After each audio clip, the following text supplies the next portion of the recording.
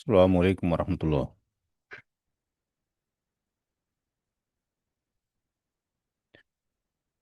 अल्हम्दुलिल्लाहि रब्बिल आलमीन वस्सलातु वस्सलामु अला रसूलिहिल अमीन। रब्बि इश्रह ली सदरी व यस्सिर ली अमरी वहलुल उक़दतम मिन लिसानी यफ़क़हू क़ौली। मुस्लिम इनहेरिटेंस का बैच नंबर 19 है और लेक्चर नंबर 8 है। पिछले टर्म तक हम क्वेश्चन नंबर 89 कर चुके हैं। तकरीबन 10 क्वेश्चन और हैं। उसके बाद फिर हम एक नया टॉपिक लेंगे, multiple deaths in a period of time. तो पहले हम उन क्वेश्चंस को करते हैं जो कि 8-10 क्वेश्चंस बाकी हैं। उसमें से कुछ क्वेश्चंस आपको होमवर्क मिलेंगे, कुछ हम आपको क्लास में करवाएंगे। पहला क्वेश्चन है क्वेश्चन नंबर 90। क्वेश्चन नंबर 90 में ये कहा गया है कि मरने वाले ने अपने पीछे जिनको छोड़ा है उसमें से ग्रांड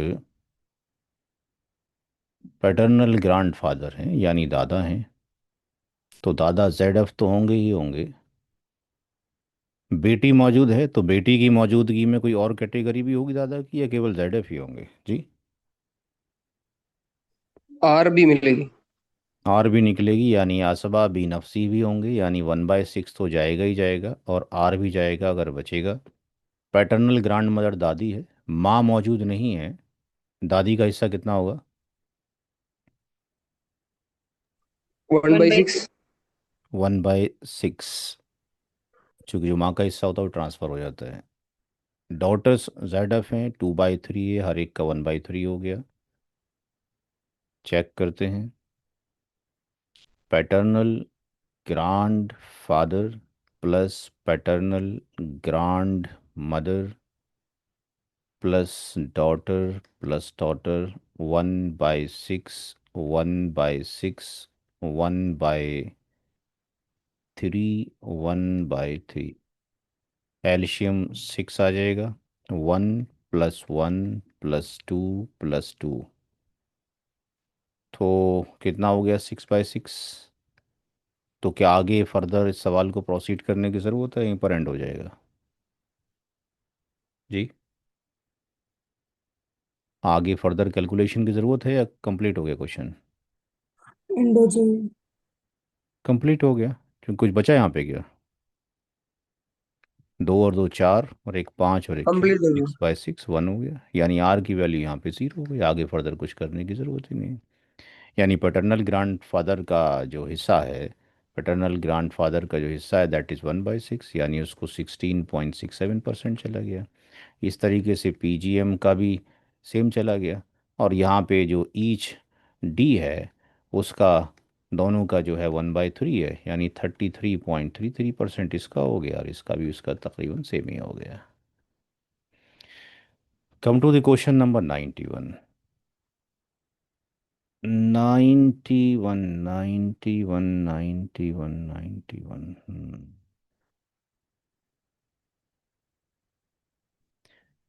फादर जेड एफ और ग्रांड सन मौजूद है, तो जेड एफ के अलावा कुछ और नहीं हो सकता, यानी 1/6 इसको जाएगा। Paternal grand mother, paternal grand father, grand daughter और ग्रांड सन, ये बनेंगे असबा बिगारी कैटेगरी के अंदर आएंगे। यानी इनको क्या मिलेगा? आर मिलेगा। अब ये जो मदर है, यहाँ पर पैटर्नल ग्रांड मदर और पैटर्नल ग्रांड फादर, क्या इनमें से किसी को शेयर जाने वाला है? क्या ख्याल है? ये नहीं जेड ग्रैंड एफ मदर को जाएगा। जाएगा, पैटर्न ग्रैंड मदर को जाएगा। जाएगा? मदर को जाएगा, नहीं फादर जाएगा, को नहीं ग्रैंड जाएगा। सन और ग्रैंड डॉटर मौजूद है, नो शेयर। नहीं, इसकी वजह से तो, औलाद की वजह से तो दादा दादी का हिस्सा नहीं रुकता भी, किसी नहीं, और की वजह फादर से। की वजह से ग्रैंड फादर को फादर नहीं इसकी जाएगा। वजह नहीं, फादर की वजह फादर से। की वजह से नानी को तो जाता है, दादी को नहीं जाता। दादी को नहीं जाएगा। और पैटर्नल ग्रांड फादर ये दादा है तब भी नहीं जाएगा, यानी इन दोनों को यहाँ शेयर नहीं जा रहा। क्यों? नो शेयर ड्यू टू किसके? फादर। फादर। फादर की वजह से नहीं जा रहा। अगर ग्रांड फादर ना होता तब भी पीजीएम का कोई हिस्सा नहीं होता। हम्म तो इसका मतलब 1/6 फादर को जाने के बाद, यानी यहाँ चला गया, इसका मतलब आर की वैल्यू यहाँ पे ऑटोमेटिकली कितनी निकल गई, 5/6। ठीक है जी। अच्छा, अब जो ग्रांड डॉटर है, वो ग्रांड डॉटर है एक, तो उसका जो शेयर बनेगा वो एक बनेगा। ग्रांड सन कितने हैं, दो हैं, इतने इसके शेयर कितने बनेंगे, चार बनेंगे, तो टोटल कितने हो जाएंगे, पाँच। तो इसका मतलब ग्रांड डॉटर का जब आप निकालोगे तो 5/6 तो ये आ जाएगा बचा हुआ माल। टोटल डिवीज़न कितने होंगे, पाँच। ग्रांड डॉटर को कितने जाएंगे, एक। कितना आ गया, 1/6। और ईच ग्रांड सन को कितना जाएगा, 5/6। टोटल डिवीज़न 5 और दो हिस्से, यानी इसको यहाँ से कट किया, और यहाँ से 2 1 2 और 2 3 यानी 1/3 इसका हो गया। इसका मतलब फाइनल आंसर ये हुआ कि फादर का 1/6 है, दैट इज़ 16.67% है। जो ग्रांड डॉटर है उसका भी 1/6 है, 16.67% है। तो 16 और 16 32 ये हो गए, और 67 67 33 ये हो जाएगा। और ये ग्रांड सन का हो गया 1/3, दैट इज़ 33.33%।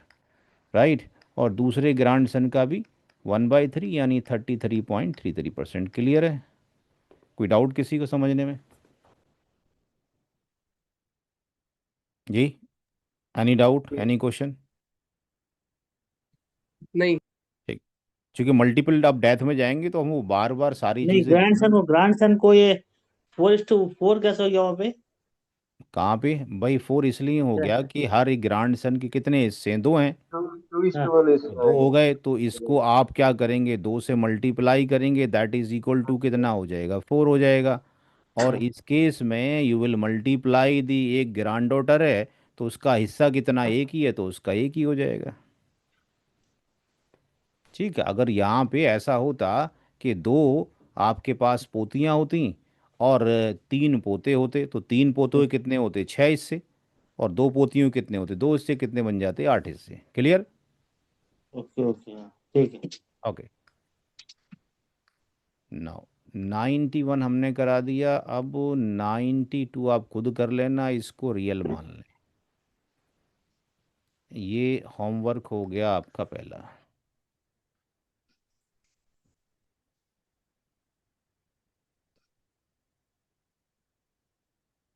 ये भी आप कर लेंगे, ये रूल भी आपको बताया जा चुका है।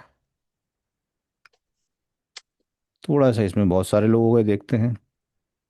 फादर जेड एफ, चूंकि ग्रांड सन है तो जेड एफ ही बनना है, 1/6 ही जाना है। Paternal grandfather Z F तो है, लेकिन इसका कोई शेयर नहीं होगा, due to father. Due to father की वजह से। सन है, डॉटर है, ग्रांड डॉटर है, अब देखते हैं किसको जाता है। वाइफ का शेयर तो हम काट नहीं सकते, औलाद मौजूद है, 1/8 हो गया। अब यहाँ पर जो सन है उसका रिलेशन डॉटर के साथ में है, वो इसके साथ में कॉम्बिनेशन बनेगा। और जो यहाँ पर ग्रांड सन है उसका रिलेशन बनेगा ग्रांड डॉटर के साथ में, ये भी जी है। तो इनका और इसका कोई शेयर नहीं होगा, क्यों नहीं होगा, सन डॉटर है। ड्यू टू सन की वजह से। डॉटर होती फिर तो बचा बचाया ले ही जाते। डॉटर अगर मान लो ऐसा होता इस केस के अंदर कि यहाँ पर सन ना होता, तो डॉटर को तो 1/2 जाता। ठीक। हाँ। फादर को 1/6 जाता, रेसिडरी कौन बनते, पोता और पोती बनते, तो बचे हुआ फिर उसको जाता। तो इसको नहीं मिल रहा किस वजह से, सन बेटे की की वजह से। वजह से। अब ऐसा नहीं है कि साहब बेटे की वजह से हमेशा जो है पोता पोती को हिस्सा नहीं जाता है, हम अलग से पूरा एक क्लास ही पे कंडक्ट करेंगे, share of grand son and grand daughter. 47 तरीके से, 47 तरीके से पोता पोती को हिस्सा मिलता है। कितने तरीके से, 47। 47 तरीके से। एक तरीके से नहीं मिलता, उसमें हम बवाल मचाते हैं सारे। और वो कब मचाते हैं? जब संपत्ति करोड़ों की हो, राइट। अगर 50,000 की होगी, 2-4 हज़ार की होगी, तो आप शोर शोर नहीं मचाएंगे। जबकि अल्लाह का कानून है, चाहे वो 1 रुपया हो तब भी तकसीम वैसे ही होगा, और 1 करोड़ हो, 1 अरब हो, तब भी वैसे ही होगा। तो ऐसा नहीं है कि पोता और जो पोती है उनको शेयर बेटे की मौजूदगी में नहीं जाता। मैंने अपनी किताब जो मुस्लिम इनहेरिटेंस केस स्टडी है, उसका मैं फ़ोटो अभी दिखा दूंगा आपको, या उसका लिंक शेयर कर दूंगा उसके साथ में, आर्काइव के साथ में। और हार्डवेयर खरीदना चाहेंगे तो आप खरीद लेंगे, उसका मैं लिंक दे दूंगा। अदरवाइज सॉफ्ट कॉपी उस पर पड़ी है हमारी, आर्काइव जो .org है उसके पढ़िए, वहाँ से मैं अभी लिंक भेजता हूँ। तो उसमें मैंने मेंशन किया है कि भाई ऐसा बिल्कुल नहीं है, जो एक मिथ बना हुआ है कि बेटा जो है पोतों को जाने से रोक लेता है। हमने उसमें केस स्टडी में मैथमेटिकली ये भी प्रूफ किया। अल्हम्दुलिल्लाह आप इतने 100 सवाल कर चुके हैं, तो आपको मैथमेटिक्स में कोई दिक्कत नहीं होनी चाहिए। जो रूल बन रहा है हम देखेंगे कि बेटियों की मौजूदगी भी पोते को शेयर नहीं दिलवाती। ये हम वहाँ पे देखेंगे, वहाँ मैथमेटिकली हमने प्रूफ किया है। फिलहाल अभी अभी यहाँ पे चलते हैं हम। तो यहाँ पे किस किस को जा रहा है? वालिद साहब को जा रहा है, और कौन है? वाइफ को जा रहा है, दो ही को तो जा रहा है। बाकी तो वो रेसिडुअरी में चला जाएगा। 1/6 प्लस 1/8 कितना हो गया? 24 हो गया। 6 4 ज़ा 8 3 ज़ा 7/24। अगर 7/24 हो गया तो आर की वैल्यू कितनी निकल कर आई? आर की वैल्यू कितनी हो गई? 1 - 7/24 कितनी हो जाएगी? 17। 17। ठीक। अच्छा, अब हमारे पास कौन है? बेटा है, तो बेटे के 2 शेयर और बेटी कितना? 1 शेयर, यानी दोनों मिलाए कितने बने? 3 शेयर। क्लियर? तो अब यहाँ पर अगर हम सन का निकालना चाहते हैं तो सन का शेयर कितना हो जाएगा? 17/24। डिवीज़न कितना होगा? 3 से। टू कितने बाई शेयर थ्री जाएंगे बेटे को? 2। 2 से 24 को 12 बार काट दिया, ये कितना हो जाएगा? 17/36। अब ये कैलकुलेशन हम फास्ट इसलिए कर रहे हैं, अभी जो मुनास्खा करेंगे उसमें ऐसे ही कैलकुलेशन होना है, क्योंकि अब बार बार वो पूरा लेंदी प्रोसीजर करेंगे तो इट विल टेक टाइम। हाँ, किसी को जब पढ़ाएंगे तो उसी तरीके से ही करेंगे, लेकिन किसी का क्वेश्चंस अगर आएगा सॉल्व होने के लिए, तो उसको उससे मतलब नहीं है। Whatever the procedure you are applying, उसको आंसर से मतलब है। भाई इतने बेटे थे, इतनी बेटियां थी, माँ दादी भाई बहन थे, किसको कितना जाएगा, तो उसको तो आप परसेंटेज निकाल के दोगे। डॉटर का जो हिस्सा है दैट विल बी 17/24। 3 हिस्से किए जाएंगे, एक इसको जाएगा 17/72। ठीक है जी। अब जो भी परसेंटेज आएगा वॉट एवर, आप इसके परसेंटेज यहाँ पे लिख देंगे। क्लियर? कोई डाउट तो नहीं किसी को? ठीक है। 8 लोग क्लास में हैं, धीरे धीरे कमी होती चली जा रही है। ये कर लेंगे या कराऊं? तो इसमें भी बहुत कुछ पेचीदगी सी है, बहुत सारे फार्मूले लग रहे हैं। वाइफ कौन है? ZF। जेड डॉटर, क्या सन है यहाँ पे? देयर इज नो सन, तो ZF ही होगी। ग्रैंड डॉटर क्या होगी?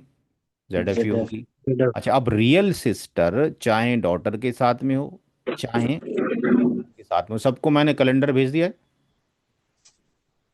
ग्रुप में कैलेंडर चला गया सबके पास कि नहीं? हाँ। ठीक। तो उस कैलेंडर के अंदर उर्दू में पोइट्री भी रखी है, अंग्रेजी में भी बड़ा सिंपल लैंग्वेज में लिखा है, उर्दू में भी लिखा हुआ है। ठीक है। तो बेटी के साथ में अगर आपके पास रियल सिस्टर हो, वहाँ मैंने लिखा है पोइट्री में, सगी हो साथ बेटी, ठीक है, या सगी हो साथ पोती, तो बकाया में उसको हिस्सा मिलेगा। तो क्या मिलेगा इसको? रेसिडुअरी। एम। हमने वहाँ टर्मिनोलॉजी हटा दी है, क्योंकि आम इंसान के लिए टर्मिनोलॉजी को रखना एक पेचीदगी है, तो बेटर है भाई इसको रेसिडुअरी मिल जाए, यानी AMG। किसके साथ में? बेटी के साथ में, पोती के साथ में, यानी ये भी आर की दावेदार है। पैटर्नल सिस्टर भी AMG की दावेदार है, राइट। मैटरनल सिस्टर ZF है। मैटरनल ग्रैंड मदर ZF है। अब किसको जाएगा किसको नहीं जाएगा बताओ, कहाँ का लिखूं, किसको जाना चाहिए मैटरनल सिस्टर को नहीं जाएगा। रीजन क्या है? Daughter. Daughter, no share due to daughter हो या ग्रैंड डॉटर हो। और बताएं, और किसको नहीं जाने वाला है? और कोई बोले भाई, पार्टिसिपेट कर दो रहे, इंशाल्लाह आता रहेगा जी। और किसको नहीं पैटर्नल जाने वाला? सिस्टर को भी नहीं जाएगा। पैटर्नल को, सिस्टर को जाएगा नहीं जाएगा? मैटरनल ग्रैंड मदर, नहीं मैटरनल जाएगा। ग्रैंड मदर को नहीं जाएगा। मैटरनल ग्रैंड मदर मैटरनल को? ग्रैंड मदर को ड्यू टू क्यों? मैटरनल ग्रैंड मदर क्यों नहीं जाएगा भाई? क्या क्या गुनाह हो गया? मैटरनल ग्रैंड मदर को क्यों नहीं जाएगा? जाएगा जाएगा। दादी और नानी वन को बाई सिक्स जाएगा। माँ रोकती है, ठीक है ना, बीवी नहीं रोकेगी, ठीक है। तो इसका शेयर कितना होगा? 1/6। दादी और नानी को कौन रोकता है? केवल माँ माँ। रोकती है। ये और जो वालिद है वो दादी को रोकता है, और माँ दोनों को रोकती है। तो ना वालिद साहब हैं और ना माँ है, तो इसका मतलब नानी को जाएगा। पैटर्नल सिस्टर को जाएगा नहीं जाएगा? नहीं जाएगा। नहीं जाएगा, क्यों? रीज़न क्या है? रियल सिस्टर ज्यादा नो शेयर एएमजी में ड्यू रियल टू सिस्टर ज्यादा। रियल सिस्टर, चूंकि एएमजी में रेसिडुअरी में वो ज़्यादा क्लोज है। ठीक है जी। तो अब वाइफ का शेयर कितना हो गया औलाद की मौजूदगी में? 1/8। 1/8। डॉटर का 1/2। ग्रांड डॉटर का कितना? One two by by six three 1/? 1/6। 1/6। अगर ये दो डॉटर होती ग्रांड डॉटर तो कितना होता? 2/3। अरे दो ग्रांड डॉटर होती हैं अभी इसी सिनारियो के अंदर, इक्वल डिस्ट्रीब्यूशन। इक्वल 1/2 डिस्ट्रीब्यूशन होगा। होगा। 1/6 में, हाँ, अगर ये ना हो तो 2/3 होता ना इनका। हाँ। ठीक है। जी। ठीक है, चलिए गुड। अब यहाँ पे हम चलते हैं आगे। वाइफ को लिखा, डॉटर को लिखा, जीडी को लिखा, और किसको लिखना है? और किसी को नहीं लिखना है। और किसको लिखना है? MG, maternal grand mother. Wife का 1/8, डॉटर का 1/2, ग्रांड डॉटर का 1/6, और नानी का 1/6। एलशियम कितना आ जाएगा? 24, जब कभी 8 आता है। 8 3 ज़ा, 2 12 ज़ा, 6 4 ज़ा, और 6 4 ज़ा। 12 4 16, 4 20, 3 23, 23/24। इसका मतलब आर की वैल्यू कितनी आ गई? 1 - 23/24, दैट विल बी दी 1/24। ये किसको चला जाएगा? रियल सिस्टर को। ठीक है, क्लियर है? Any doubt? कोई क्वेश्चन यहाँ पे किसी का अंडरस्टैंडिंग ना हो रही हो? क्योंकि ये सारे पैरामीटर जो 100 क्वेश्चन आपको कराए गए हैं वो इसलिए कराए गए थे कि अब जो हम चलेंगे वो केस स्टडीज़ के ऊपर चलेंगे, तो वहाँ पर ऐसा नहीं हो कि याद नहीं आ रहा है, वहाँ तो याद होनी चाहिए सारे के सारे। सब तरह के हमने रूल्स रेगुलेशन अलहमदिल्ला यहाँ पर देख लिए। हस्बैंड, हस्बैंड ZF है, डॉटर ZF है, रियल सिस्टर डॉटर के साथ में क्या होगी? AMG। जी। पैटर्नल सिस्टर क्या होगी? AMG। जी। अंकल सन, यानी ये आपके चाचा का कौन हो गया? बेटा। यानी ये कौन सी कैटेगरी में आ गया? ABN। कौन सी category? C1 C2 C3 C4? C4। C4 के अंदर। तो अब यहाँ पर हस्बैंड को तो देना देना है, आपने कितना देना है? 1/4। बेटी को देना है 1/2। अब बेटी के साथ में रियल सिस्टर AMG बनेगी, तो क्या रियल सिस्टर को जाएगा या पैटर्नल को जाएगा या अंकल के बेटे को जाएगा? कौन ज़्यादा क्लोज है सब में? सगे भाई बहन, सौतेले भाई बहन, या चाचा की औलादें? Real sister. रियल सिस्टर, तो इसको जाएगा R। इसको नहीं जा रहा। No share due to real sister, and similarly no share, कोई हिस्सा नहीं है due to real sister. Clear? तो इसका मतलब ये हो गया कि हस्बैंड प्लस डॉटर, हस्बैंड का 1/4, डॉटर का 1/2, एल्शियम will be 4, 1 + 2 3/4, and the value of the R will be 1 - 3/4 equal to 1/4, यानी रियल सिस्टर की वैल्यू 1/4। क्लियर है? हस्बैंड का कितना हो गया? 25%। डॉटर का 25। डॉटर 50%। 50%। रियल सिस्टर का 25%। तो आप देखिए कि अब जो चीज़ आप पहले दिन को सोचिए कि पहले दिन जब हमने क्लास ली थी दूसरे दिन, तो ये बड़ी पेचीदगी थी। अब तो अभी आपने क्वेश्चन शुरू किया था, मेरे ख्याल से 2 मिनट भी नहीं हुए, 2 मिनट के अंदर आपने आंसर निकाल दिया। राइट और रॉन्ग? क्लियर है? तो आप अरे आराम से निकाल सकते हैं क्योंकि आप सारी चीज़ें देख चुके हैं। तो अब जितना आप लोगों को पढ़ाएंगे आगे उतना इंशाल्लाह ये आएगा।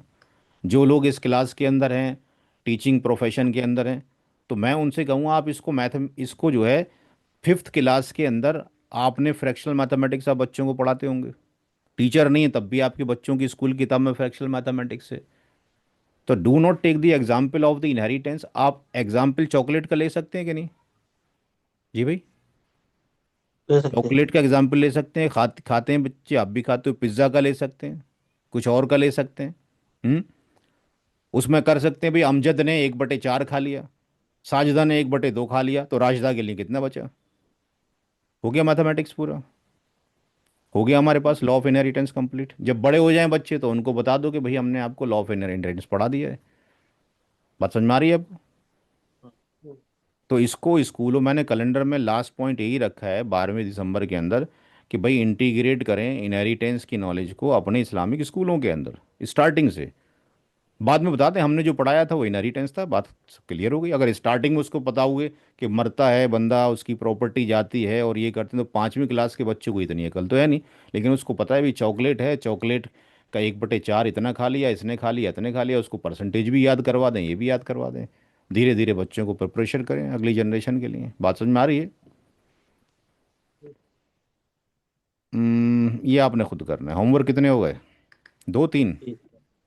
तीसरा। तीसरा हो गया, 3 होमवर्क हो गए। हस्बैंड, ग्रैंड डॉटर, चलो ये भी आप कर लेंगे। 4 हो गए और ये सारे होमवर्क आपके ही नाम हो गए। ये 5 होमवर्क सारे के सारे आपके हो गए, ठीक है जी। अब हमारा नया चैप्टर शुरू होता है। उस नए चैप्टर, 5 होमवर्क आपके पास हो गए। नए चैप्टर का नाम है,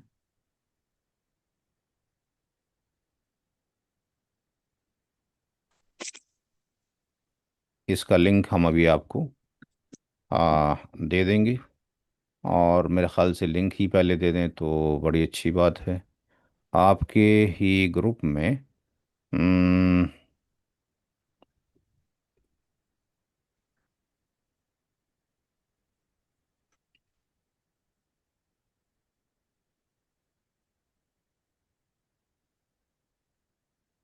अच्छा टाइम लग रहा है, चलिए बाद में हम कॉपी कर देंगे।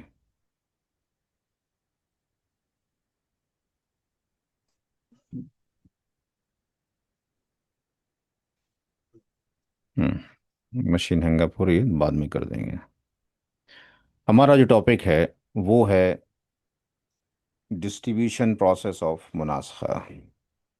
तो हमने इसका टर्म मुनासखा इसलिए लिखा है क्योंकि मदारिस के जो उलेमा इकराम हैं, जो बच्चे हैं, वो इस टर्म को ज़्यादा फेमिलियर हैं। तो इसको अपनी हम लैंग्वेज में बोलेंगे कि multiple death in a period of time. परदादा की डेथ हुई, डिस्ट्रीब्यूशन नहीं हुआ, दादा की हुई, डिस्ट्रीब्यूशन नहीं हुआ, वालिद साहब की हुई, डिस्ट्रीब्यूशन नहीं हुआ, अब हम करना चाहते हैं, तो अब क्या करें, क्या तरीका है?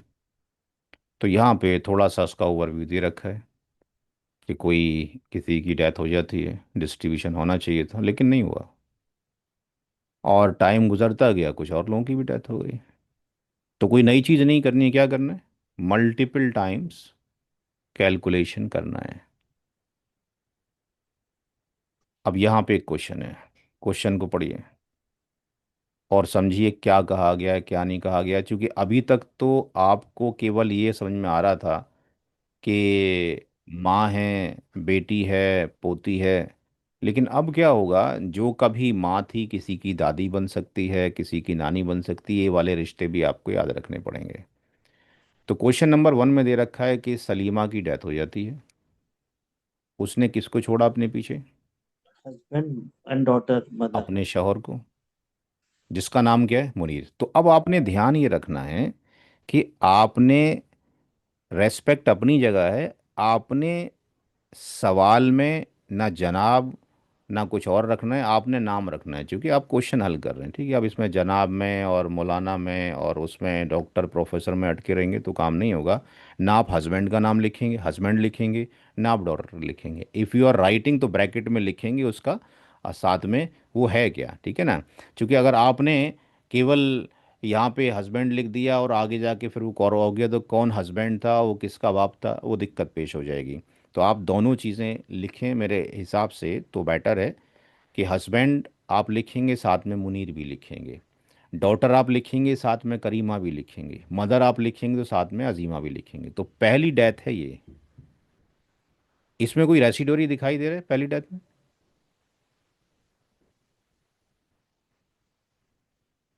जी, कोई रेसिडोरी है नहीं। पहली डेथ में?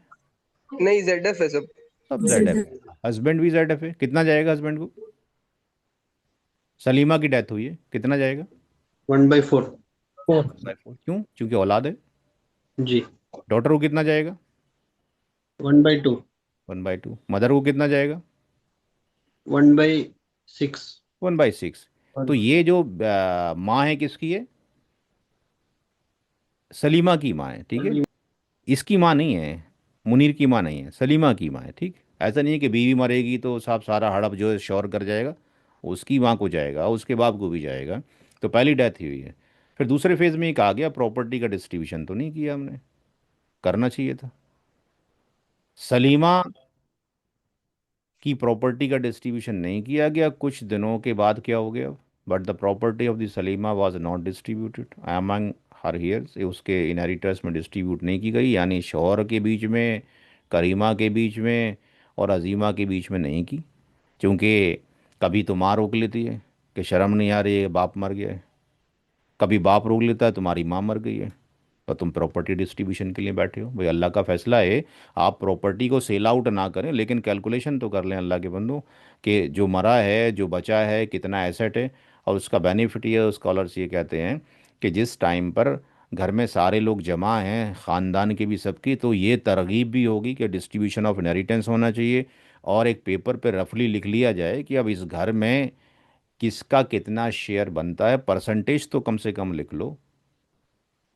दूर दूर तक चला जाएगा पूरे ख़ानदान में, भाई यहाँ पे इस तरीके से डिस्ट्रीब्यूशन होता है, उनको तरकीब मिलेगी। बात समझ में आ रही है? डिस्ट्रीब्यूशन कुछ दिनों के बाद हो जाए, बहुत सारे तरीके मेथड हैं जो आपसे इंशाल्लाह डिस्कशन करेंगे उसके बाद में। तो दूसरे डेथ में डिस्ट्रीब्यूशन तो आपने किया नहीं, जो करीमा को मिलना था, ठीक है। और करीमा की भी डेथ हो गई, और करीमा की क्या हो गई? शादी हो गई। तो करीमा ने अपने पीछे किसको छोड़ा? खालिद और हमीद। ये उसका बेटा है बेटा। खालिद, ये हामिद, और ये डॉटर है सवालिया। क्या इसके अलावा भी करीमा ने किसी और को छोड़ा? ऊपर देखें जरा, निगाह दौड़ा के, किसी और को भी छोड़ा कि नहीं? ये तो हमने ये लिखा है करीम करीमा अजीमा, ने। Mother mother. करीमा ने किसको और छोड़ा? मदर को। किसकी मदर को? अपनी मदर को। उसकी माँ तो मर गई। उसकी मदर को। Maternal father. Maternal maternal grandmother और फादर। फादर की मटरनल ग्रैंड मदर कहाँ से आ गई भाई? नहीं नहीं, करीमा की मैटरनल ग्रैंडमदर। आराम आराम से, किसकी ये अजीमा किसकी मदर है?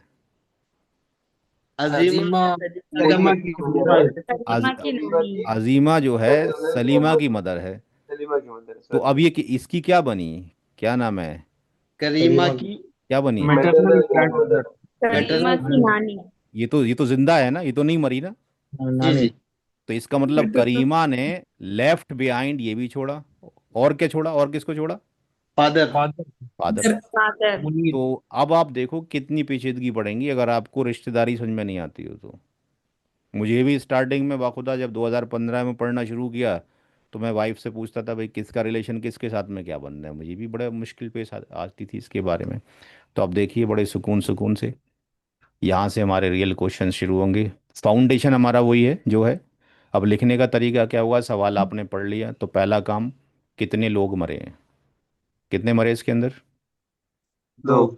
2 लोग, तो यानी 2 बार होना है। अब क्या करेंगे आप?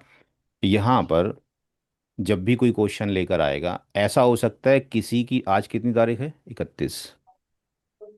आज की क्लास थोड़ी सी लेंदी हो सकती है, दिक्कत तो नहीं है कोई? क्योंकि एक नहीं। एक क्वेश्चन हमें ख़त्म करना पड़ेगा पूरा, तभी आपको होमवर्क मिल पाएगा, राइट। आज ये है 31 अक्टूबर 2000, ये अभी कितना बजे है आपके यहाँ पे, या मेरी घड़ी में अगर नीचे देखें तो 21:35 हुआ है। मान लो किसी की डेथ जो है 21:40 पे हो गई आज, और प्रॉपर्टी का डिस्ट्रीब्यूशन आपने नहीं किया। करते भी कैसे कि एक का मौत हो रही है और दूसरा बिस्तर पे पड़ा हुआ है, थोड़ी देर के बाद 45 पे उसकी डेथ हो गई। तो पहली डेथ किसकी हुई है? इसकी। दूसरी किसकी हुई है? इसकी। तो चाहे ये गैप 2 मिनट का हो, अगर आपकी आंखों ने देखा है तो, ठीक, या 2 साल का हो, या 20 साल का हो, कैलकुलेशन ऐसी होगा जो अभी आप करने जा रहे हैं। तो आप क्या करेंगे? पहली डेथ के साथ में यहाँ पे डेट, मंथ और ईयर भी लिखेंगे। और अगर ऐसी पेचीदगी है जैसे हमने बताया तो टाइम भी चाहिए होगा, क्योंकि इनहेरिटेंस का मसला है, अदरवाइज तो किसी का भी शेयर किसी को चला जाएगा उल्टा सीधा।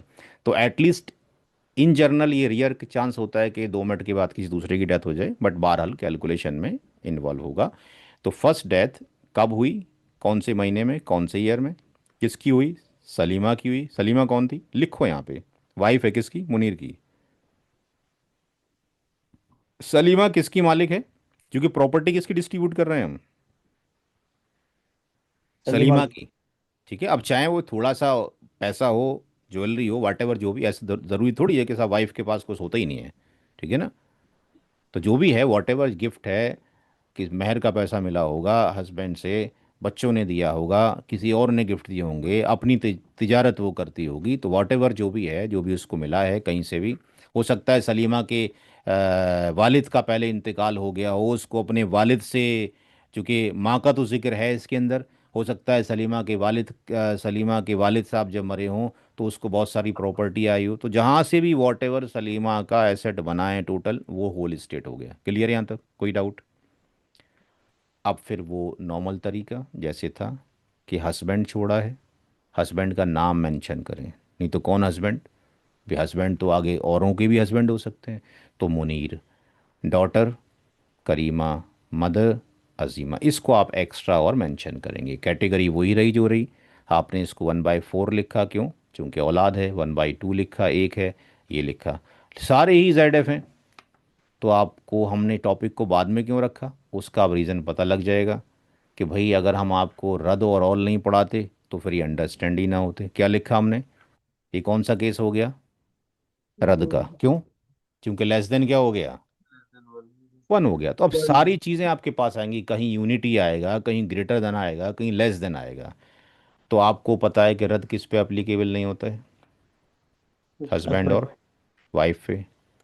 और हमारे केस में क्या है? हस्बैंड मौजूद है, हस्बैंड है। तो इसका मतलब पहले ही सवाल में कॉम्प्लेक्सिटी आनी शुरू हो गई। हस्बैंड है, चूंकि आपने पढ़ रखा, दिक्कत नहीं है, तो शेयर ऑफ हस्बैंड, यानी हमने अलग से टॉपिक डाल दिया, कैलकुलेशन प्रोसीजर।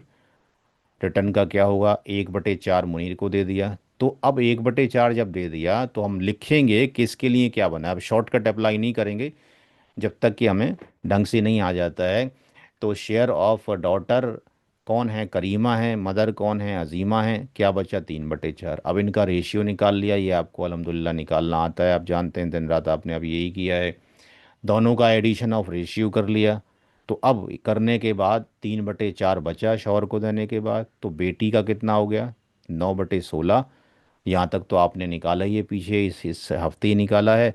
अजीमा का 3/16। अब आप क्या लिखेंगे? एक नया टॉपिक, कैलकुलेशन समरी, पहली डेथ की, after the death of Salima, जो कि वाइफ थी मुनीर की, हर का इंडिविजुअल शेयर ऐसे लिख लेंगे, क्योंकि अभी फाइनल नहीं हुआ ना, एक डेथ और भी तो हो गई ना, राइट? तो यहाँ पे शौहर को 1/4 मिल रहा है, डॉटर को ये 9/16 और मदर को 3/16। अब किसकी डेथ हुई दूसरी? करीमा की। करीमा। जो डॉटर किसकी है? सलीमा की है। करीमा। हैं? करीमा। करीमा की डेथ हुई है, डॉटर किसकी है? सलीमा की। ठीक, क्योंकि सलीमा की ये बेटी है। अब इसको कितना मिला है? 9/16। 9/16। कहाँ से मिला ये भी मेंशन करें, तभी तो क्लैरिटी रहेगी, कहाँ से आया, किससे आया। अब इसने अपने पीछे अपने वालिद को छोड़ा। अगर ये फादर लिख देती या केवल मुनीरी लिख देती तो भाई कौन सा मुनीर, कैसा मुनीर, कैसे याद रहेगा? ऐसा भी तो हो सकता है कि बाप का भी नाम वही हो, बच्चे का भी नाम वही हो सकता है कि नहीं? हम्म। अरब कंट्री में तो बहुत होता है, मोहम्मद बिन मोहम्मद। हाँ जी। तो फिर यहाँ मेंशन करो कौन किसका, किसका नहीं। तो फादर, इसका फादर मुनीर है, वो ZF है। अब जो अजीमा है वो क्या बन गई? अगर केवल आप अजीमा ही लिखते तो फिर कैटेगराइजेशन में उसमें तो यहाँ लिखना पड़ा भाई MGM है, शॉर्टकट। चूँ क्या करें, चूँकि लेंदी हो जाएगा अदरवाइज नाम। तो मैटरनल ग्रैंड मदर बन गई अजीमा, और इसके 2 बेटे हो गए और ये हो गई। चूँकि अब इसकी माँ नहीं है, दुनिया से जा चुकी है, तो 1/6 मिलेगा इसको। और फादर को 1/6, आर नहीं मिल रहा चूंकि दो बेटे मौजूद हैं। तो यहाँ पर हमने total share of Z F निकाला, 1/3 आया। और फिर असबा बिगैरी के लिए हामिद, खालिद, डॉटर सवालिया के लिए 2/3 बचा। एक बेटा तो दो बेटे, 4 शेयर, और एक बेटी, कितने हो गए? 5 हिस्से, यानी 2/3 के 5 हिस्से बनेंगे। ठीक है जी। तो बेटे का हिस्सा जो 2/3 है उसके 5 हिस्से किए, और 2 हिस्से हर बेटे को, तो 4/15 ये हो गया। और ये दूसरे बेटे का भी 4/15, और बेटी का कितना हो जाएगा? 1/5, 2/15। स्टेप नंबर 4 में यहाँ तक तो ठीक है, लेकिन अभी 9/16 का तो कुछ भी नहीं किया ना आपने, या किया? ये तो आपने सिंपल ऐसा क्वेश्चन कर लिया जैसे कि करीमा मरी थी और उसके हिस्से कितने होंगे, आपने तो ये किया ना नीचे अभी, लेकिन 9/16 का कोई यूज़ किया आपने? नहीं किया। अब देखें यहाँ से एक नया स्टेप आएगा जो आपने फोकस करना है, कि share of inheritors from Karima share. भाई 9/16 में से ही जाएगा ना। करीमा का अपना क्या हुआ उसको आप छोड़ दीजिए, हम तो किसका शेयर लेके चल रहे हैं? किसकी प्रो कौन मरा था पहले? सलीमा। सलीमा की प्रॉपर्टी से करीमा को कितना मिला? 9/6। और करीमा का चूंकि बाप जिंदा है अभी, तो करीमा के बाप को 9/6 का भी तो 1/6 जाएगा ना। तो यहां पे हमने लिखा कि उसके फादर जो मुनीर हैं उनको 1/6 जाएगा, जो भी करीमा का शेयर है। तो अब यहाँ पे आपका कैलकुलेशन चाहिए। अब ये जो कैलकुलेशन पार्ट है मदारिस में ये कमज़ोर है, ये आपने उन लोगों की हेल्प करनी है, क्योंकि उनको अगर आप इतना छोटा सा सवाल दे दें, और अगर आप, मैं ये कहता हूँ कि अगर आपने 100 मदारिस के लोगों को दिया तो मुश्किल से 5% ही इसको रिजॉल्व करेंगे। चूँकि मैं तकरीबन बुराई किसी की नहीं कर रहा, जो कमी है कमी बताई जा रही है। क्योंकि मैं तकरीबन 4-5 साल से हर साल जो सफ़ीर आते हैं मस्जिद में रमज़ानों में, मैं अपने किताबें जो पतली पतली हैं 20-20 पेज वाली, और जो तरगीब वाले फ़ोल्डर हैं वो उनको देता हूँ। एक स्लिप ज़कात की कटवाता हूँ। पैसे उनको देने से इनकार कर देता हूँ जब तक मेरी बात नहीं सुनेंगे। मैं उनको 20 मिनट या आधा घंटा लेक्चर देता हूँ विरासत के ऊपर, फिर भी उनको छोटे से सवाल देता हूँ। हाफिज़ तो तकरीबन सारे होते ही हैं, कुछ आपके पास आलिम भी होते हैं, लेकिन अफसोस ये होता है कि मस्जिद में बैठकर ही हम डिस्कशन करते हैं और वो भी इस बात का इकरार करते हैं कि भाई ये जो टॉपिक है विरासत का, हमने पढ़ा तो है लेकिन सिर्फ पास करने के लिए पढ़ा है, मैथ हमसे नहीं आता है। तो हमें क्या करना है, हमने जब इनहेरिटेंस सीख लिया है तो हमारी कोशिश रहनी चाहिए उनकी, हम क्या करें कि मैथमेटिक्स में हेल्प करें, और उन लोगों को जो कवानीन है, रूल एंड रेगुलेशन है विरासत के, वो उनको मालूम होते हैं। 1/2 इसका, 1/6 इसका है, बट कैसे कैलकुलेशन करेंगे, कैसे सिंप्लीफाई करेंगे, ये उनको नहीं आता। ठीक। तो ये काम आपकी ड्यूटी है कि अपने इलाके में उनकी हेल्प करें। ठीक है जी। तो यहाँ पर अब इसको सिंप्लीफाई आप कर दीजिए। तो सिंप्लीफाई कर दिया, 3 से शायद आपने काट दिया होगा 3 से, तो 3 3 ये आ गया, और 3 2 ये आ गया। ठीक है, क्लियर है? ऊपर 3 आ गया, नीचे 32 आ गया। आप लोगों को शायद कैलकुलेशन में कोई दिक्कत नहीं होनी चाहिए, जितने भी बैठे हुए हैं यहाँ पे। क्लियर है? कोई डाउट किसी को? नहीं। ठीक। अब ऐसी नानी का भी सेम हो गया। और जब हम यहाँ जाएंगे बेटों का, तो भी खालिद का और हामिद का तो 4/15 निकल रहा है ना। अब 4/15 जो करीमा की प्रॉपर्टी है, तो करीमा की वो प्रॉपर्टी की बात की जा रही, करीमा की अपनी प्रॉपर्टी की बात की जाती, तो 4/15 उसका हिस्सा होता किसका? हामिद का या खालिद का। लेकिन करीमा की वो प्रॉपर्टी जो उसको पीछे से अपनी माँ से मिली है, उसका 9/16 का इतना परसेंट करेंगे तो कैलकुलेशन होगी ये आ जाएगा। तो अब जब भी आप कैलकुलेशन करके भेजेंगे बड़े सुकून से भेजेंगे, क्योंकि परसेंटेज अभी नहीं निकालेंगे यहाँ पे, क्योंकि अभी तो फाइनल हुआ ही नहीं है। क्योंकि यहाँ पे परसेंटेज अगर ले आएंगे तो आपको क्या हो जाएगा, फिर बहुत सारे पॉइंट्स कहीं ना कहीं लग जाएंगे। तो मेरी राय है परसेंटेज को आप लास्ट में लेके जाएं, या किसी को बड़ी अच्छी महारत है तो कोई दिक्कत की बात नहीं है, आप साथ से भी ले सकते हैं। बट ये मैटर, ये फैक्टर अगर लेके चलेंगे तो आसानी होगी। अब यहाँ पे ये हामिद का भी हो गया।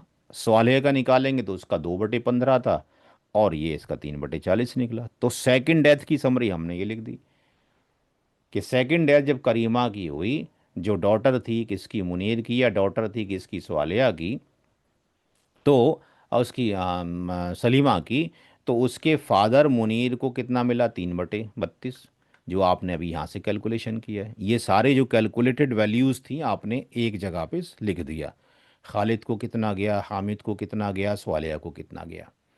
जब ये हो गया तो क्या कुछ लोगों को 2 बार भी मिला है, सबको एक ही बार मिला है? किस किस को 2 बार मिला है? मुनीर और अजीमा को 2 बार मिला। मुनीर और अजीमा को। तो इसका मतलब आपको ये भी याद रखना है कि इनको 2 बार मिला है, तो इसको भी जोड़ेंगे और पहला वाला जो वो भी जोड़ेंगे। तो आप एक नया चैप्टर और शुरू हो गया नोट में। मुनीर को 2 तरीके से मिल रहा, भाई कहाँ से मिल रहा है मेंशन करोगे। 1/4 उसको मिला अपनी बीवी सलीमा से, और 3/32 उसको मिला अपनी बेटी करीमा से। फिर इसको जोड़ देंगे, तो फिर वो एलसीएम का पैरामीटर, सारा काम कैलकुलेशन फ्रैक्शनल मैथमेटिक्स के ऊपर है। या परसेंटेज आपने लिया होता तो 1/4 का 25% होता, 3/32 का कुछ और परसेंटेज होता, दोनों के परसेंटेज को जोड़ के आप यहाँ लिखते, वॉट एवर जो भी आप करना चाहते हैं जिस ऑर्डर में भी। सिमिलरली अजीमा को 2 बार मिला। अजीमा को जो मिला वो अपनी बेटी से मिला। बेटी कौन थी, सलीमा थी पहले। फिर उसको किससे मिला, अपनी नवासी से, मैटरनल ग्रांड डॉटर का नाम दे दिया हमने इसके अंदर, क्योंकि पैटर्नल ग्रांड डॉटर क्या हो जाएगी, पोती बन जाएगी। और ये क्या बन गई, नवासी, राइट। भैया नवासी हो गई ना करीमा उसके लिए, क्लियर है ये? जी। सबको क्लियर है, ये नवासी बनी, तो नवासी का हमने नाम डाल दिया मैटरनल ग्रांड मदर। अब इन दोनों को जोड़ दिया गया, लिख दिया गया कहाँ से मिला। अब सबके हिस्से हो गए। मुनीर को 11/32 मिल रहा है चूंकि उसको 2 जगह से मिला। अजीमा को जो मिल रहा है 9/32 मिल रहा है, ये लिख दिया। खालिद को एक ही बार मिला, हामिद को एक ही बार मिला, स्वालिया को एक ही बार मिला। 160 पार्ट में डिवीज़न हुई। तो अगर ये क्वेश्चन अगर आपने किसी इस्लामिक इदारे को भेजा इनहेरिटेंस के क्वेश्चंस को सॉल्व फतवा करने के लिए, तो वहाँ से आंसर आएगा कि मरने वाली जो थी जिसका नाम सलीमा था, उसकी प्रॉपर्टी 160 हिस्से बनेंगे उसकी प्रॉपर्टी के। 55 हिस्से मुनीर को जाएंगे, अजीमा को 45, खालिद को 24, हामिद को 24 और स्वालिया को 12 जाएंगे। लेकिन कुछ जो नेक्स्ट जनरेशन वाले जो उलमा इकराम हैं जिनको मैथमेटिक्स आता है, वो परसेंटेज में आपको लिख के भेज देंगे। बहरहाल सबका आंसर परसेंटेज में ही वही आएगा। अब आप चाहें इसको ऐसे लिखें या परसेंटेज में लिखें, ये सवाल हो गया कंप्लीट, क्लियर। आपको अब जो होमवर्क करना है वो कौन सा है, ये होमवर्क ये रहा आपके पास। सर एक डाउट, फरमाएं। अगर करीमा का अपना भी कुछ प्रॉपर्टी होता तो? करीमा का अगर अपना प्रॉपर्टी होता तो 2 तरीके से रिजॉल्व होता। करीमा की अपनी प्रॉपर्टी होती तो आप भूल जाते किसको, कि ऊपर उसको मिला है, यानी ये वाला पार्ट हम भूल जाएंगे, इसको आप भूल जाइए। वो करीमा का अपना है, तो करीमा की अपनी जो स्टेट है वो 1 करोड़ की भी हो तो 1 ही मानी जाएगी, राइट। करीमा की जी। अपनी जो प्रॉपर्टी एक ही मानी जाएगी। उसमें से 1/6 यानी 16.67% का मालिक कौन है, फादर है। अजीमा जी। भी 16.67 की मालिक है। और इनको देने के बाद जो बचा वो खालिद और उसमें जाएगा। तो खालिद को कितने का मालिक है वो आपको यहाँ से मिल गया, 4/15 का केवल। और हामिद भी 4/15 का, और डॉटर 2/15 की। तो फिर 2 तरीके से रिजॉल्व होगा। हम जो प्रॉपर्टी लेके चल रहे हैं कौन सी लेके चल रहे हैं, हम दोनों को मिक्स नहीं कर सकते, ठीक है ना। क्योंकि या तो आप उसके अंदर ये मेंशन करें सारा सारा, तो वो कॉम्प्लेक्स हो जाएगा। तो बेटर है कि हम इसको 2 तरीके से रिजॉल्व कर लें, कि जो वहाँ से आ रही है उसका हम इस तरीके से निकाल लें, दोनों प्रॉपर्टीज को अलग अलग करना होगा क्या? अलग कर लेंगे तो समझने में आसानी होगी, पेचीदगी नहीं होगी। अदरवाइज फिर आप कंफ्यूजन का शिकार हो जाएंगे, किसको कहाँ गया किसको कहाँ गया। थोड़ा सा ही तो पार्ट है करने के लिए, बाद में ले जाके उसको जोड़ दें। बाद में जब फाइनल समरी करें तो उसको आप जोड़ दें कि भाई उसको करीमा इसके फादर, ये फादर जो मुनीर है उसको 1/6 किसका, इसका करीमा की प्रॉपर्टी से इतना मिल रहा है, और जो करीमा को सलीमा से मिला है उसको उतना मिल रहा है। तो दोनों का परसेंटेज जोड़ दें, टोटल इस तरीके इतना मिल जाएगा, लास्ट में जाकर समराइज कर दें, तो हर एक किसी को समझ में आ सकता है जो बिल्कुल लेमन लैंग्वेज भी। और अगर आपने मिक्स कर दिया तो फिर वो कैलकुलेशन में बेचारा परेशान हो जाएगा, कहाँ हुआ। तो दोनों का मेरी राय ये है कि अलग अलग निकाल लें, और फिर लास्ट में फाइनल नोट्स में लिख दें कि भाई फादर को जो मुनीर को मिल रहा है 16.67%, तो उसको करीमा की प्रॉपर्टी से मिला। और जो यहाँ मिला जाकर, जो इधर हम देख रहे हैं, जो जिसका नाम 11 पॉइंट है, ये परसेंट है, यहाँ पर मिला 11 बाय जो 32 आ रहा है, तो वहाँ पे आप मेंशन कर दें 11/32 कितना हो गया, ये 11/32 इधर मेंशन कर देंगे आप, तो बेटर हो जाएगा। 11 बाय ये 32 हो गया, तो यहाँ पे आप मेंशन कर सकते हैं ×100, यानी उसको जो है मिल रहा है 34.37 यहाँ से मिल रहा है, और उसको वहाँ से उतना मिल रहा है, कंबाइन कर सकते हैं। तो अलग अलग कर लेंगे तो मेरे ख्याल से शायद ज़्यादा बेटर है। अब आपने जो क्वेश्चन करना है घर से, वो ये क्वेश्चन है, क्वेश्चन नंबर 2। इसका फोटो खींच के मैं आपके ग्रुप में डाल देता हूँ अभी।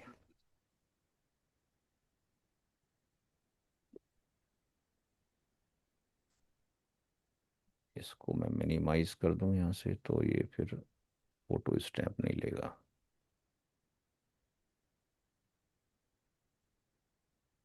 Print screen. पूरा हफ्ता है, 2 क्वेश्चंस मैं आपको दूंगा। और अब आपके लिए काम ये है कि आपके ख़ानदानों में बहुत सारे लोगों की डेथ हुई होगी, और आप इस क्लास में बहुत सारे लोगों